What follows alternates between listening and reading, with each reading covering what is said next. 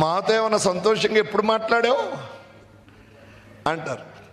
మీకు సంగతి చెప్తా వినండి. దేవుడు మనిషిని చేసినప్పుడు స్త్రీని స్త్రీగా చేశాడు, పురుషునిగా చేశాడు. పురుష లక్షణాలు వేరు. ఎలా చెప్పనా, మీ పిల్లాడండి స్కూల్కి పోతాడు బ్యాగ్ వేసుకొని, నా వైపు చూడండి, వాడు నడుస్తూ మామూలుగా నడవడు, రోడ్డు మీద వెళ్తూ ఏదైనా చెట్టు ఉంటే దాన్ని డిష్ అందంతాడు, ఇటువైపు ఏదైనా ఉంటే ఫ్యాట్ అని కొడతాడు, ఒకవేళ ఏం దొరకలేదు అనుకోండి రాయి తీసుకొని ట్యూబ్ లైట్ కేసి కొడతాడు, కొట్టెళ్ళిపోతాడు. అదే ఆడపిల్లలు స్కూల్కి పోతారు అంటే, మీరు ఆడపిల్లలు స్కూల్కి ఎలా పోతారని కూడా బుక్స్ ఇలా పెడతారు, కింద చూస్తా నడుస్తారు, ఏమి చూడనట్టే ఉంటారు కానీ ఇలా చూస్తారు అన్నీ చూస్తారు. అరే ఈ పిల్ల తలకాయ అటు తిప్పదు ఇటు తిప్పదు,